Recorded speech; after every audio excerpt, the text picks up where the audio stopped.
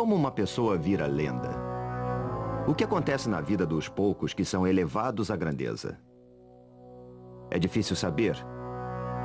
Mas em toda a história, há apenas um pequeno número de figuras que realmente se sobressaíram. E nenhuma é tão brilhante quanto Napoleão Bonaparte.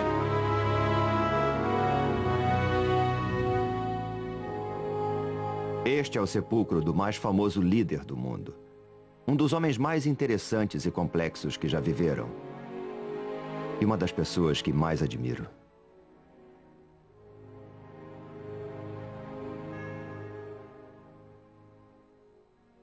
Napoleão Bonaparte está enterrado aqui.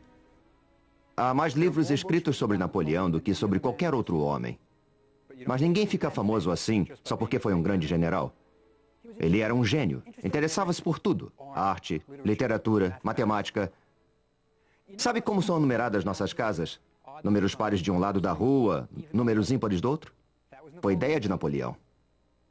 Apesar de toda a sua fama, houve um ano misterioso em sua vida sobre o qual não se sabe muita coisa. E foi quando o jovem general se transformou em Napoleão o Grande. Foi o ano que mudou o mundo.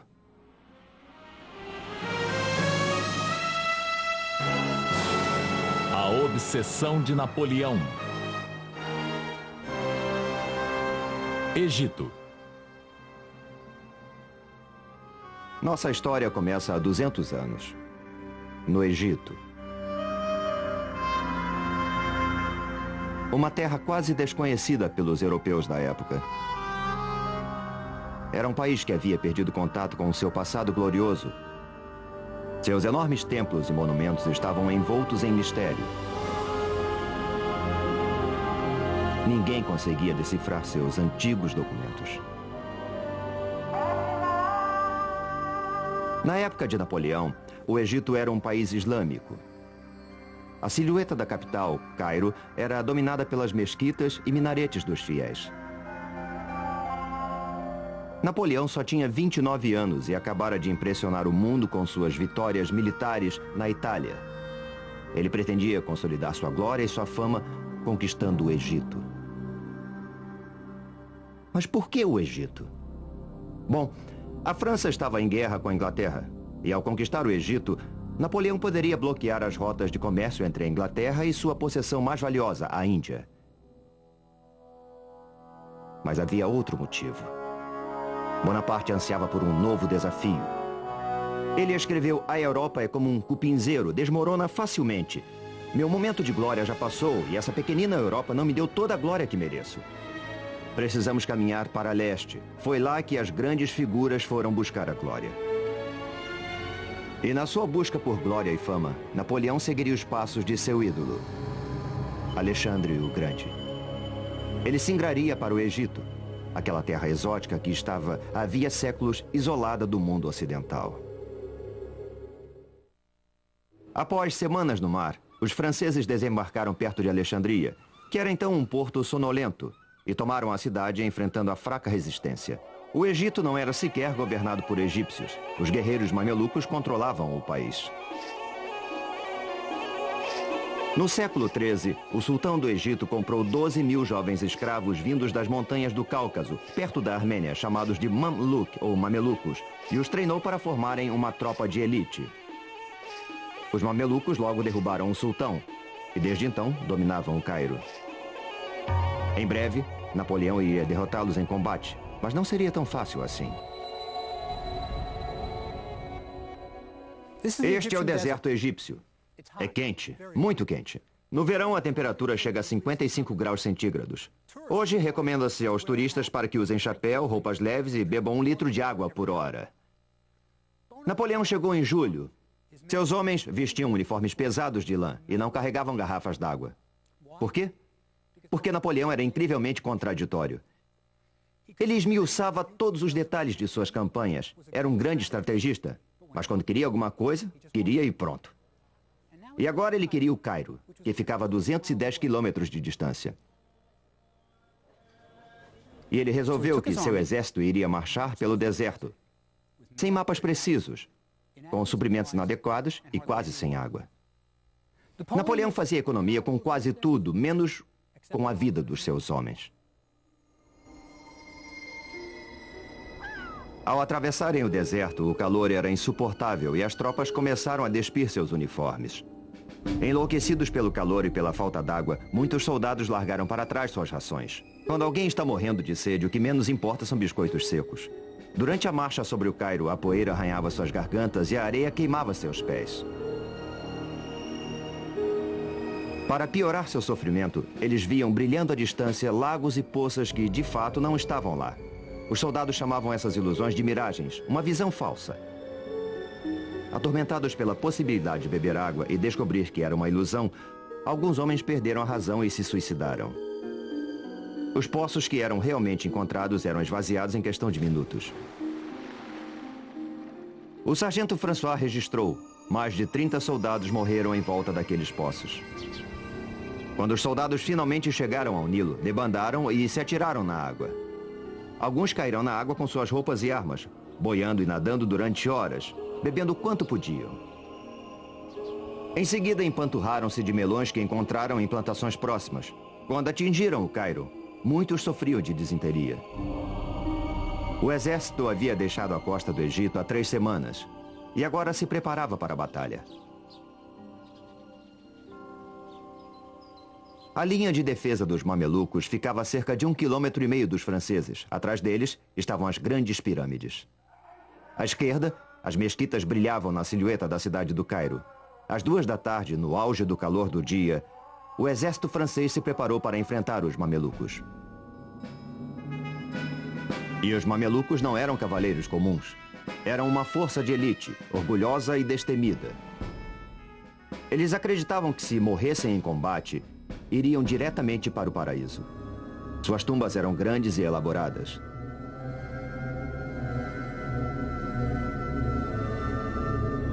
Napoleão deu ordens para que suas divisões se colocassem em formação quadrada, tradicional. Rifles apontados para fora, suprimentos e cavalaria ao centro e artilharia nos 4 cantos. A Batalha das Pirâmides foi inédita. Pela primeira vez na história, um exército profissional europeu enfrentava uma força oriental de elite. A batalha poderia ser intitulada O Leste enfrenta o Oeste. Os mamelucos estavam preparados e confiantes. Trajando roupas exóticas e armados com punhais, rifles, machados de batalha e pistolas, os mamelucos pareciam uma força imbatível.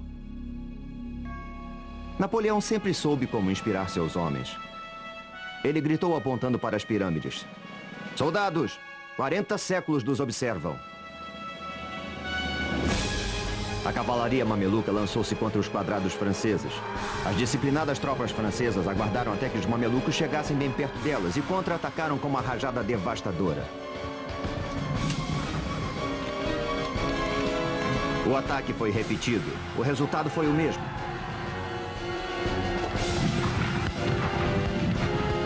Os cadáveres dos mamelucos cobriram o campo de batalha.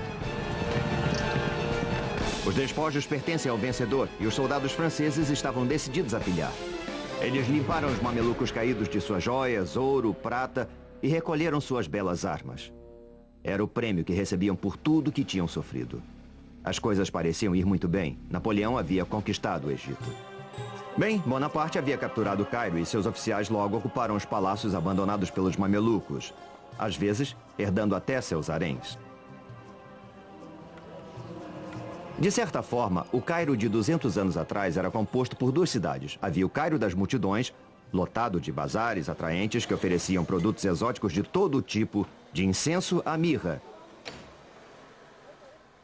Os artesãos faziam cestos, tapetes, cerâmica.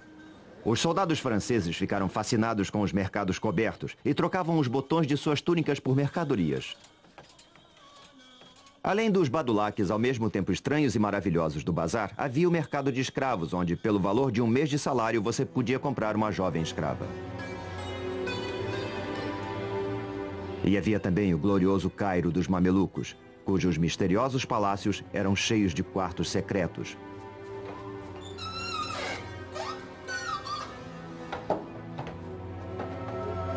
Onde as mulheres enclausuradas no harém observavam através de grades os homens falando e comendo. Os mamelucos viviam em um grande luxo, com mosaicos nos pisos e escadarias de mármore. alabastro e granito polido. Havia um banheiro em cada andar e as janelas eram de vidro.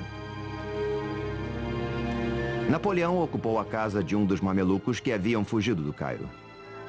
Mas havia mais do que palácios e luxo. Napoleão teve que enfrentar o fato de que os egípcios, pobres ou ricos, eram unidos por uma única coisa: uma devoção total por sua religião, o islamismo. E Bonaparte, que era pragmático, anunciou: eu não sou cristão e meu exército e eu queremos nos converter ao islamismo. Foi uma atitude muito louca. É como se o presidente dos Estados Unidos chegasse ao Cairo e anunciasse que ele e toda a sua comitiva iriam abraçar o Islã. É incrível. Mas é claro, é preciso lembrar que Napoleão acabara de vivenciar a Revolução Francesa. Ele era um radical e dizia coisas que nenhum outro general no mundo ousaria dizer. Mas havia um certo problema com a conversão em massa. Os islamitas não bebem álcool e todos os homens são circuncidados.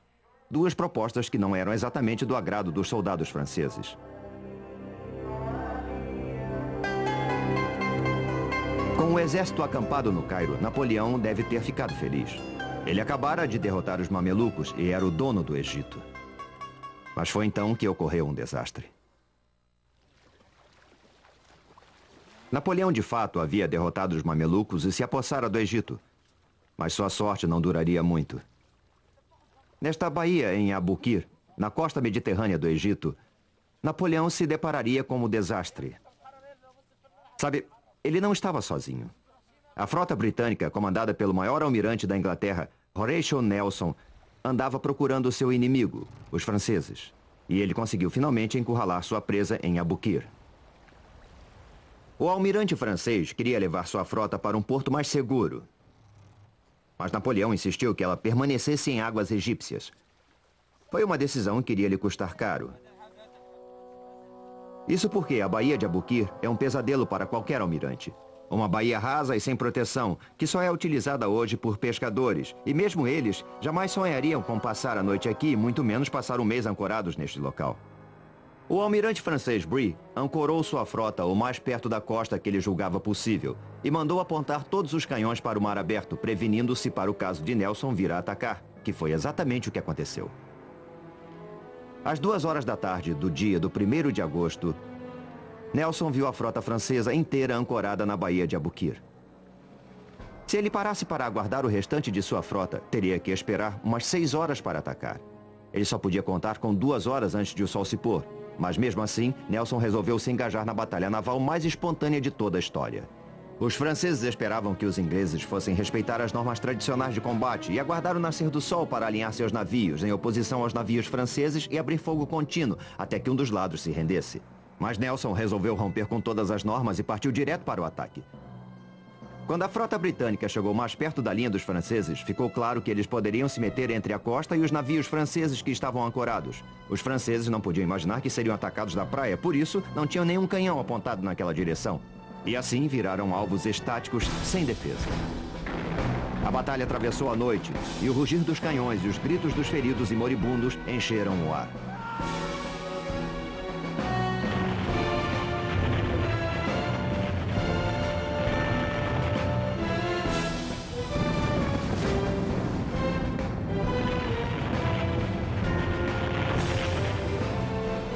O Lorient, que era o maior navio do mundo com 120 canhões, estava prestes a perecer. Estava em fogo e havia sido pintado recentemente, o que fazia com que fosse ainda mais inflamável. Quando o fogo atingiu seus paióis de pólvora, ele explodiu e o estrondo pôde ser ouvido a 80 quilômetros dali. Era o som mais forte que eles já haviam escutado. E os marinheiros de ambos os lados sustaram o combate por 10 minutos. Quando a batalha terminou, Nelson declarou: "Vitória não é uma palavra forte o suficiente para descrever esta cena. Foi a batalha mais decisiva da história naval. Foi a Pearl Harbor de Napoleão." Nelson era estritamente um marinheiro e não tinha intenção de lutar em terra. Ele destruíra os navios de guerra de Napoleão e a partir de então seria difícil para os franceses receber suprimentos ou reforços de tropa da França. Ele comentou secamente: "O exército deles está numa enrascada e não vai conseguir sair dela." E ele zarpou dali, deixando os franceses encalhados no Egito.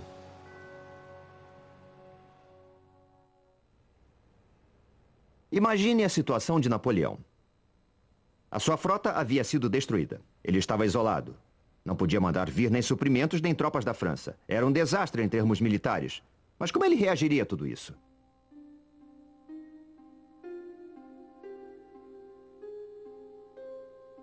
Ele funda um instituto de estudos científicos no Egito. Ele não é um soldado como os outros.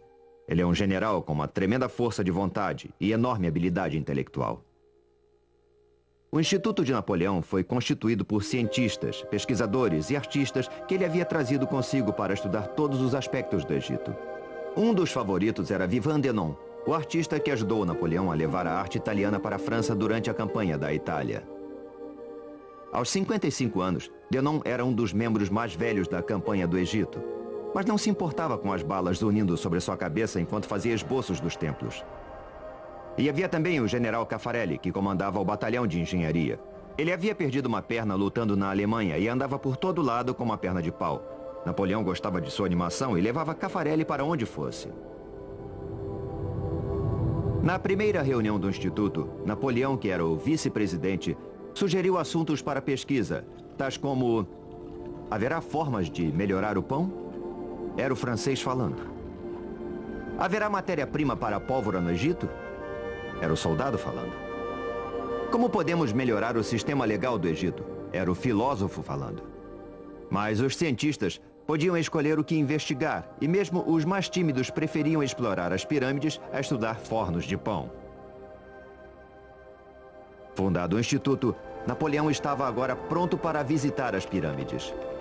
E certamente mostraram a ele uma múmia, como fazem com todos os turistas. Quando Bonaparte visitou as pirâmides, ele deve ter se impressionado. A Grande Pirâmide era 2 vezes mais alta que o mais alto prédio da França. Até a construção da Torre Eiffel, ela era a construção mais alta do mundo. Napoleão mandou que alguns de seus soldados escalassem a Grande Pirâmide, mas ele ficou na base. Com sua ativa mente matemática, ele calculou de cabeça que as pedras contidas nas 3 grandes pirâmides seriam suficientes para erguer um muro de 1 metro de espessura e 3 de altura, cercando toda a França.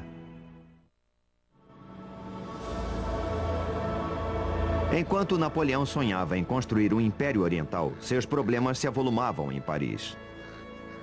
Estava para estourar um escândalo que o atormentaria pelo resto de sua vida.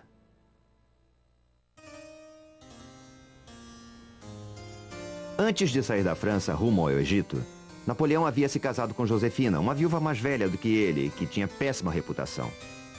Logo que ele chegou ao Egito, Josefina começou a confirmar sua reputação de gastadeira e boa vida. Ela gastava o dinheiro de seu marido como se fosse água. Comprou Malmaison, um castelo nos subúrbios de Paris, e passou a mobiliá-lo em alto luxo. Ela era indiscreta. Exibia-se em Paris com uma série de rapazes elegantes. O povo começou a falar. Napoleão preferiu ignorar as cartas que chegavam a ele, acusando-a de infidelidade, tentando negar o óbvio. Napoleão entendia muito bem de homens. Ele conseguia que eles fizessem tudo o que ele queria. Mas quando chegava a vez das mulheres, ele ficava perdido. Não fosse assim, ele jamais teria se casado com Josefina. Napoleão teve finalmente que reconhecer a realidade da infidelidade de Josefina. Aborrecido com as travessuras de Josefina, Napoleão logo encontrou guarida nos braços de Pauline Fourré, que tinha 20 anos e era casada com um de seus tenentes. O tenente Fourré foi transferido para Paris e Pauline mudou-se para uma mansão vizinha de Napoleão. Enquanto o amor florescia entre o casal, o Instituto Científico iniciou seus estudos sobre o Egito. O artista Denon ficou maravilhado com a visão da esfinge e escreveu: embora suas proporções sejam colossais, os contornos que foram preservados são tão graciosos quanto puros. A expressão da face é gentil, graciosa e serena. A boca, com lábios grossos, tem uma curva sensual e um acabamento realmente admirável. É como se ela estivesse viva. Denon queria ver o restante do Egito e acompanhou o exército francês que perseguia os mamelucos ao sul. Ele seria o primeiro europeu a fazer imagens dos monumentos do sul que remontam ao passado remoto do Egito. Ele teria sorte de se maravilhar com os grandes templos, em Karnak e em Luxor. de desenhar as misteriosas esculturas do Vale dos Reis e de apreciar os colossos de Memnon. Ele registrou tudo. Seu único receio era não ter tempo ou materiais em quantidades suficientes.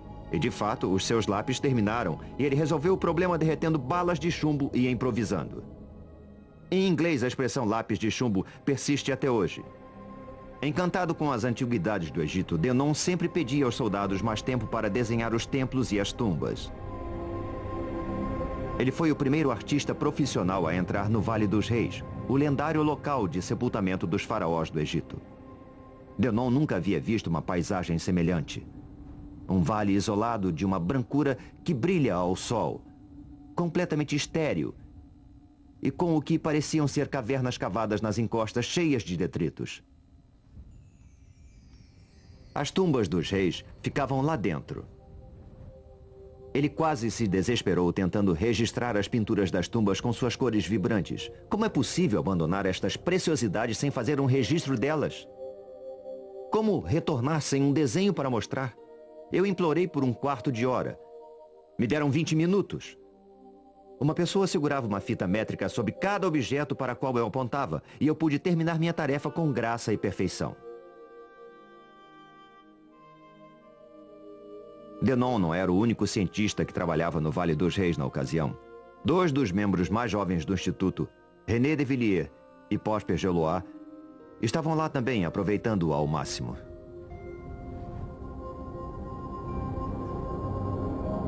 Quando os faraós começaram a ser enterrados aqui, as pirâmides já tinham 1000 anos de idade. Eram monumentos muito antigos. Por isso, os reis do Egito escolheram um local sob uma pirâmide natural, para que ela velasse por suas tumbas.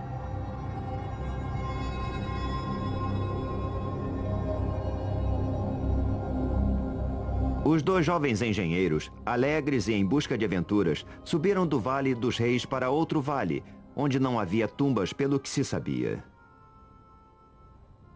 Eles descobriram uma.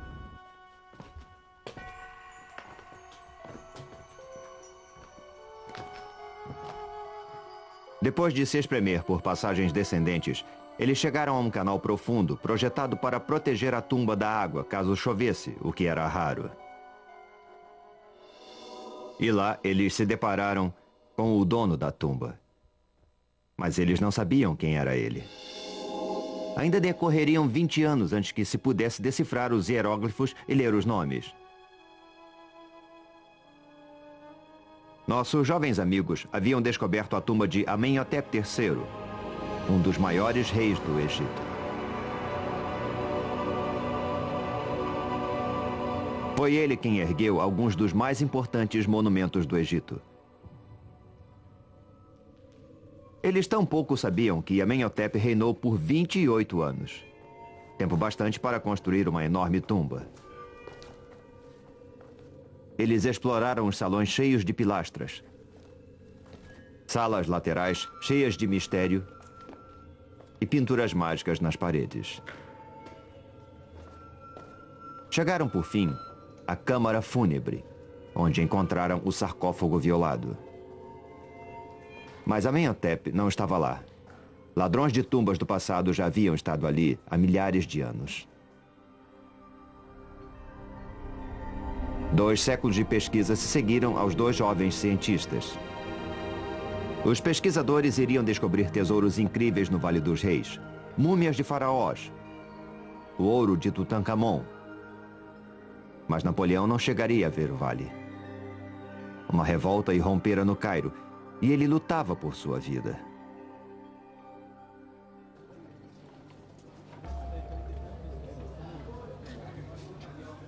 Assim como hoje, os egípcios se reuniam nas casas de café do Cairo para fumar e beber o forte café turco. Nem pensar em leite por aqui. A conversa era sempre sobre política e sobre a invasão francesa, mas os sussurros eram de revolta. Napoleão começava a perder controle sobre a cidade. Durante o tempo todo, Bonaparte tentou convencer os egípcios de que ele era um islamita, como eles, amigo deles e seu libertador. Eles nunca acreditaram nele. Além disso, os impostos que ele impusera para financiar seu exército os asfixiavam. E ainda havia outros problemas. Um escritor árabe da época anotou: a presença dos franceses no Cairo era intolerável. Especialmente quando os egípcios viam suas próprias mulheres e filhas caminhando pelas ruas sem véus, parecendo serem de propriedade dos franceses, com quem eram vistas em público e com quem dormiam. Perante esses fatos, os islamitas morriam de vergonha. A revolta começou a ferver.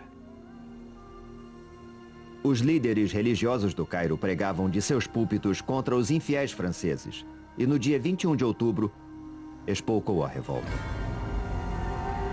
Um dos líderes religiosos gritou: que todos os que acreditam no único Deus se encaminhem para a mesquita de Al-Azhar. Hoje é o dia de lutar contra o infiel. Às 6 da manhã, os fiéis do Islã já estavam correndo pelas ruas apinhadas do Cairo, carregando paus e mosquetões.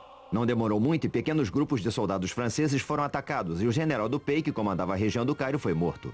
Napoleão, enfurecido, ordenou de seu quartel-general que todos os canhões da cidadela fossem apontados para a mesquita de Al-Azhar e que abrissem fogo sobre ela e tudo que houvesse ao seu redor. O canhonaço durou 12 horas.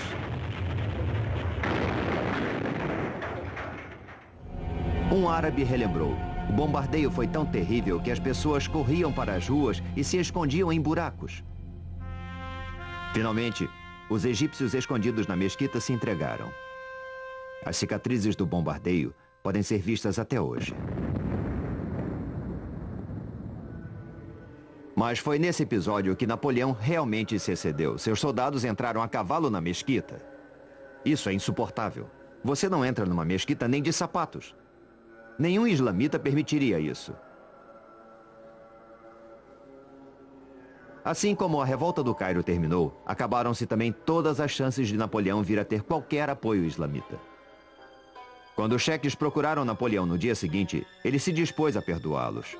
Ele até encomendou um quadro onde aparecia perdoando os líderes da revolta. Eu sei que muitos de vocês foram fracos, mas prefiro acreditar que nenhum de vocês seja culpado. Mas quando os cheques saíram, Napoleão ordenou que todos os que haviam participado da revolta fossem presos e levados para o quartel-general do exército na cidadela. Lá, em segredo, de madrugada, os rebeldes foram decapitados e seus corpos lançados ao Nilo.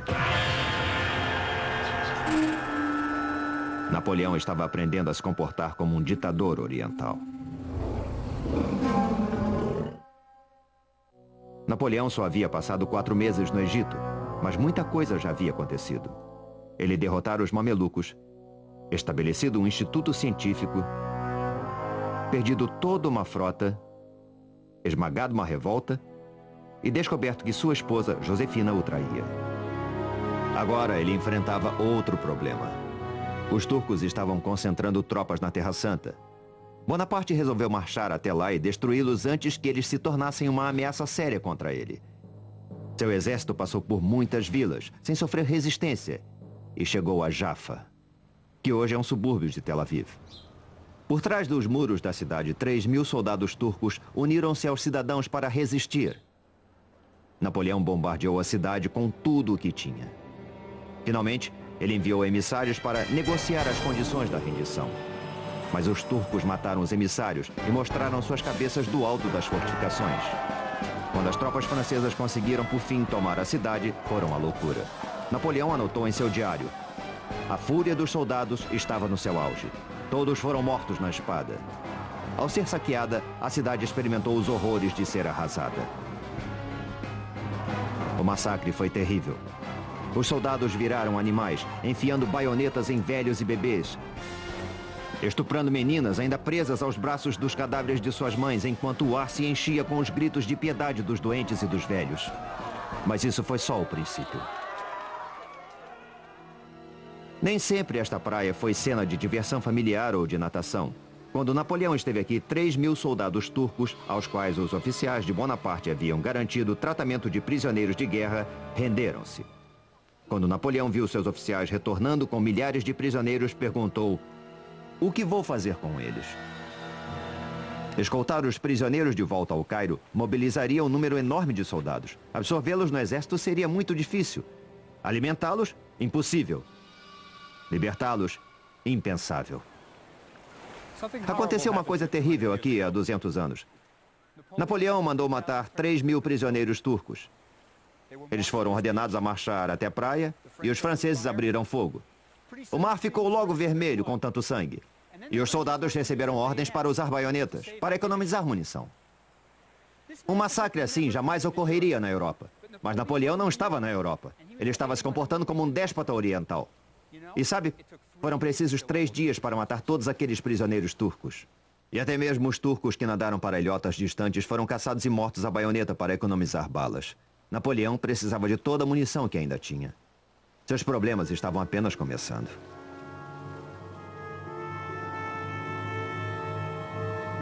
Quando Napoleão penetrou na Terra Santa, a peste estava a toda força e ele perdia dezenas de soldados a cada dia.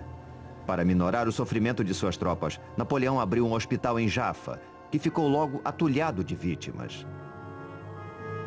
Todos estavam aterrorizados com a peste.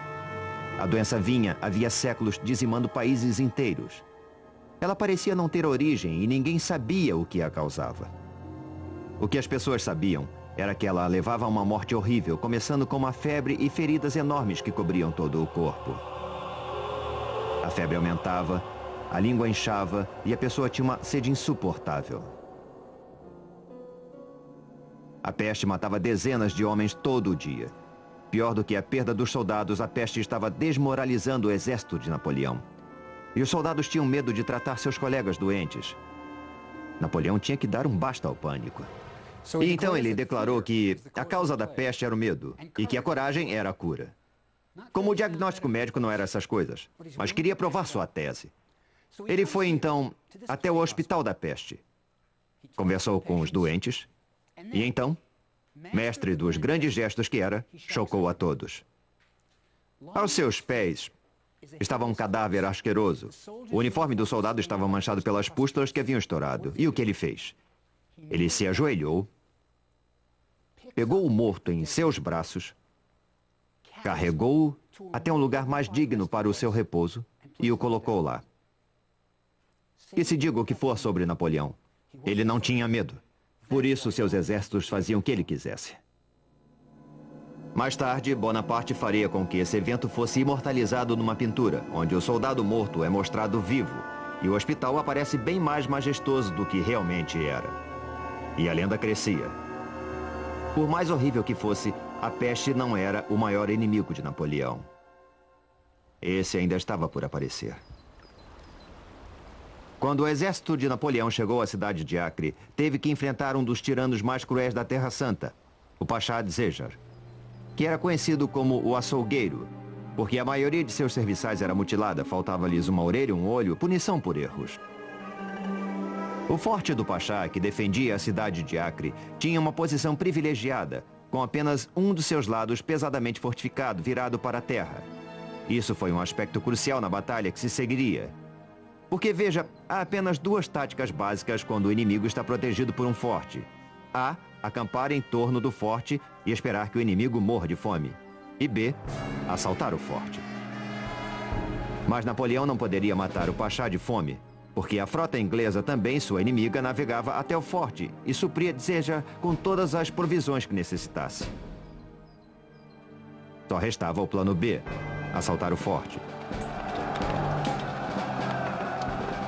Mas isso também tinha lá seus problemas.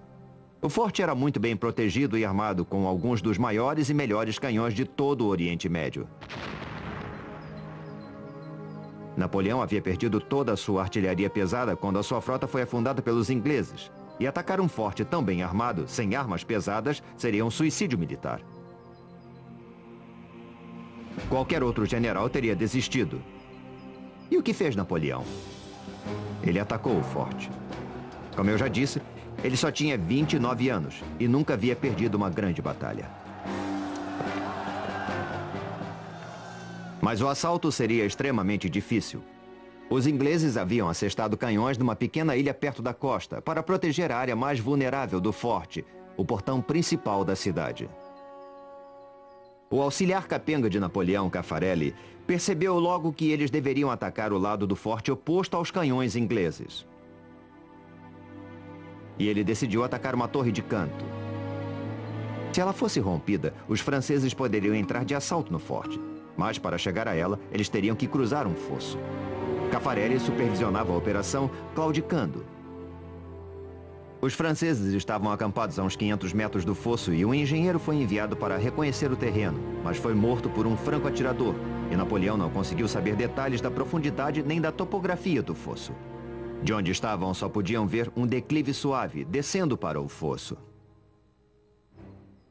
Quando o exército atacou, ficou claro que o declive terminava de forma abrupta. E à frente havia uma queda livre de cerca de 6 metros. Os franceses tentaram desesperadamente construir escadas para descer ao fundo do fosso e subir do outro lado. Mas isso era impossível, porque os homens de Dzéjar atiravam neles e o fosso virou uma armadilha mortal.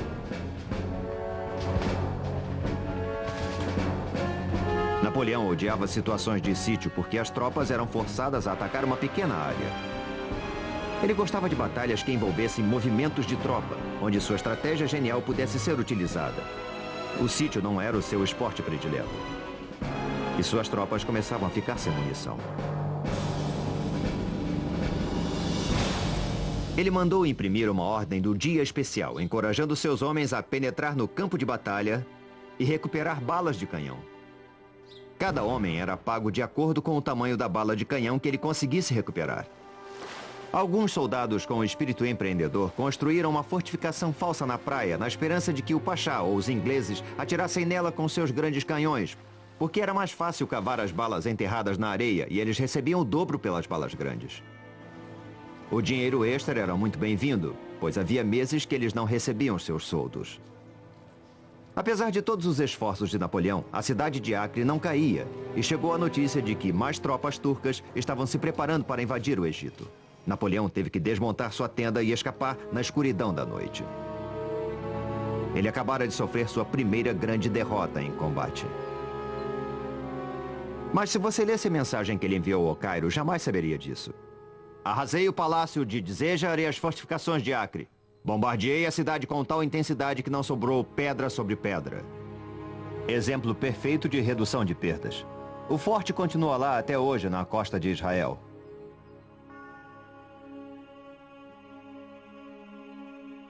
Mas ele não podia esconder as baixas. O auxiliar predileto de Napoleão, o Caffarelli, de uma perna só, teve o braço esmagado por uma bala de canhão e morreu 18 dias depois. Ele está enterrado aqui. Enquanto a tropa marchava de volta ao Cairo, Napoleão matutava sobre decisões muito difíceis. Ele teve que abandonar muitos de seus homens cujos ferimentos impediam sua remoção. Os feridos que suportavam a viagem eram transportados em cavalos e camelos. Mas os canhões de campanha também tinham que ser puxados pelos animais e Napoleão não os tinha em número suficiente. Quando chegaram à cidade de Tantura, 22 canhões foram jogados ao mar, liberando mais cavalos e camelos para carregar os feridos.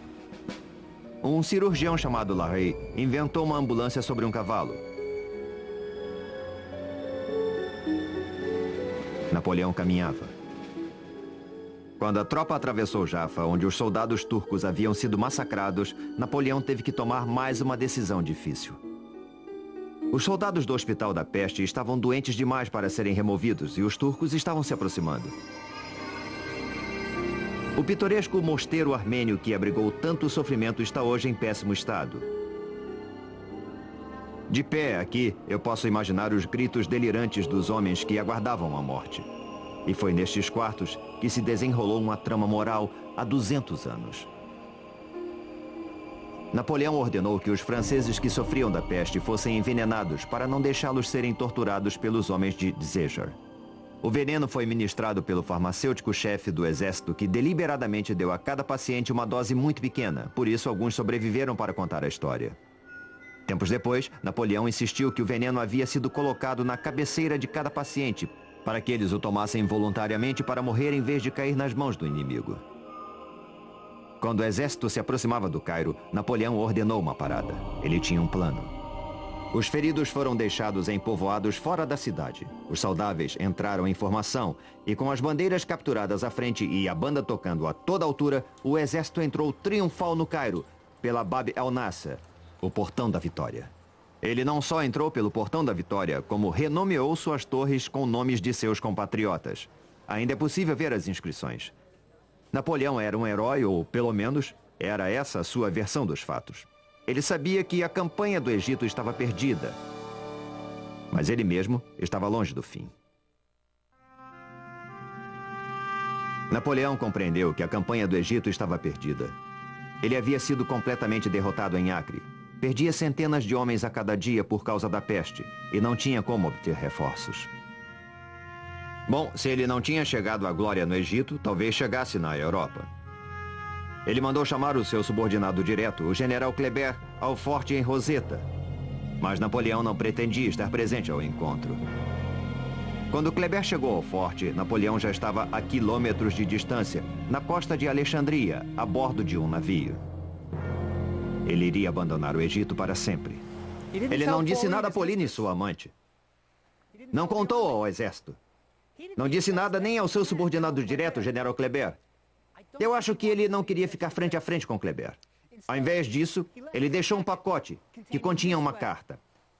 Essa carta revela muito sobre o caráter de Napoleão. Aqui ele diz que notícias que recebera da Europa haviam forçado sua ida à França. E aqui embaixo ele diz: eu sofro ao ter que deixar meus soldados de quem tanto gosto, mas vai ser uma separação temporária. Boa sorte. Pobre Kleber. Passou a chefiar um exército dizimado pela peste, sem esperança de receber reforços. E ainda mais. Napoleão ordena que os impostos sejam cobrados e que prossigam as vitórias militares. Napoleão conseguira de novo. Ele deu uma aparência positiva ao seu próprio desastre militar. E o truque funcionou. Bonaparte voltou a Paris, não como um general derrotado que abandonara um exército dizimado. Ele voltou como um herói. Ele mandou que fossem cunhadas medalhas que o mostravam como libertador do Egito. E passou a comemorar vitórias que nunca existiram. Numa das medalhas, ele aparecia entrando no Egito como um imperador romano, numa carruagem puxada por 2 camelos. Bobagem total. Ele perdera a metade de seu exército, mas todo mundo acreditava na versão dele. Em poucas semanas, ele governava a França. Os seus sonhos de glória mudaram o rumo de muitas vidas. O general que ele deixou no comando, Kleber, foi assassinado no Cairo, menos de um ano depois. O exército continuou a ser dizimado pela peste e finalmente se rendeu aos ingleses em 1801. Os sobreviventes se sentiam felizes apenas por não terem perdido a vida. E os cientistas? Continuaram a colecionar antiguidades, pássaros e plantas até o dia da rendição. Quando eles souberam que todos os seus desenhos e coleções seriam confiscados, preferiram ir para a Inglaterra com seus espécimes do que voltar para a França sem eles. Os ingleses foram bonzinhos e deixaram que ficassem com tudo. Bom, com quase tudo. Sabe, alguns dos pesquisadores passaram todo o tempo copiando as inscrições em hieróglifos na esperança de que isso facilitasse a tarefa de decifrar a antiga linguagem. Aí eles deram sorte. Quando os soldados estavam escorando as fundações do forte em Roseta, encontraram antigos blocos de pedra marcados com hieróglifos. Um desses blocos, uma pedra grande, tinha inscrições tanto em hieróglifos quanto em grego arcaico. Eles sabiam que haviam encontrado uma coisa muito importante. Os ingleses não deixaram que os franceses ficassem com a pedra de Roseta e a levaram para a Inglaterra, onde está até hoje no Museu Britânico. 20 anos depois, um estudioso francês chamado Champollion, examinando a pedra de Roseta, conseguiu decifrar o código e ler os hieróglifos pela primeira vez em 2000 anos. E fica claro que os hieróglifos foram decifrados em decorrência da paixão de Napoleão pela glória. Foi o início da egiptologia moderna que talvez seja o maior legado de Napoleão. E Napoleão? Bem, se você se lembra das aulas de história, ele acabou se coroando imperador. Mas no fim, sua impaciência e autoconfiança acabaram com ele. Assim como na campanha do Egito, Bonaparte invadiu a Rússia sem ter se preparado para o clima. Nesse caso, temperaturas de inverno que congelavam. Ele perdeu mais de 250 mil homens. Foi no Egito que Napoleão provou o poder absoluto pela primeira vez. À sombra das pirâmides, ele entendeu que podia inspirar homens a realizar tarefas quase que sobre-humanas. Foi no Egito que um jovem general chamado Bonaparte transformou-se em Napoleão o Grande. Depois de sua derrota final em Waterloo, Napoleão morreu no exílio, mas sempre quis ser enterrado na França. 20 anos depois, ele finalmente teve o seu desejo realizado. Quando seu corpo foi trazido de volta a Paris, era inverno. A temperatura estava abaixo de zero. O corpo de Napoleão atravessou as ruas numa carruagem dourada, em forma de templo, decorada nas cores púrpura e ouro.